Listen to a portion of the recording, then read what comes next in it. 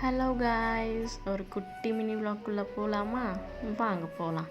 காலையில் எழுந்ததுமே வெளியே வந்து பார்த்தா செம்ம குப்பை. அடேங்கப்பான்னு சொல்லி மொத்தத்தையும் க்ளீன் பண்ணி எடுத்துட்டு தண்ணி தெளித்து ஒரு கோலத்தையும் போட்டாச்சு. கோலம் பார்க்க அழகாக இருக்குல்ல?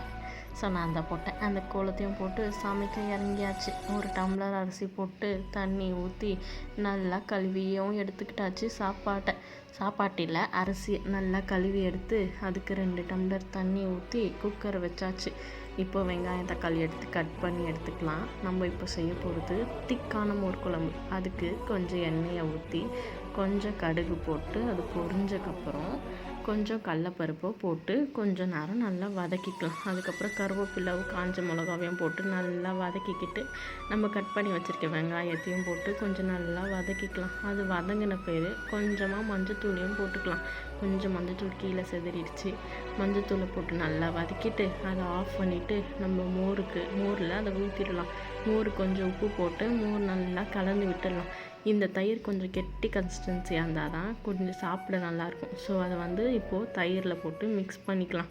அதை நல்லா போட்டு கலந்து விட்டுட்டோன்னா நம்மளுக்கு கெட்டியான தாளிச்சமும் ரெடி. இப்போ நம்ம காலிஃப்ளவர் செய்யறதுக்கு எண்ணெயை ஊற்றி கொஞ்சம் தண்ணியை ஊற்றி அதுக்கப்புறம் மஞ்சத்தூளை போட்டு காலிஃப்ளவர் நல்லா கொதிக்க விட்டுட்டு அதுக்கப்புறம் காலிஃப்ளவர் தாளிக்கிறதுக்கு கடுகு, பச்சை மிளகா, வெங்காயம், தக்காளி எல்லாம் போட்டு நல்லா வதக்கிக்கலாம்.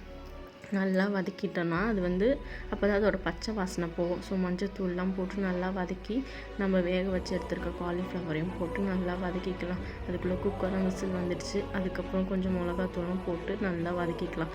நான் போட்டது வெறும் மிளகாத்தூள் போட்டு வதக்கி கொஞ்சம் உப்பு போட்டு வதக்கி கொஞ்சமாக கரம் மசாலா போட்டுக்கலாம். இது கொஞ்சம் நல்லா ஒரு மாதிரி மசாலா மாதிரி வரணும். இந்த மசாலா போட்டு நல்லா வதக்கி இந்த மாதிரி ஆனவொடனே காலிஃப்ளவரும் ரெடி ஆகிடும். சரி சாப்பாடும் அம்மாவுக்கு கட்டி வச்சுட்டு வெளியே வந்து பார்த்தா மழை. ஐயோயோன்னு சரி கோலத்தை பார்த்தா கோலம் கலைஞ்சிடுச்சு. ஸோ இன்றைக்கி நான் போட்ட கோலம் ஃப்ளாப் ஆயிடுச்சு மழையில் நனைஞ்சி.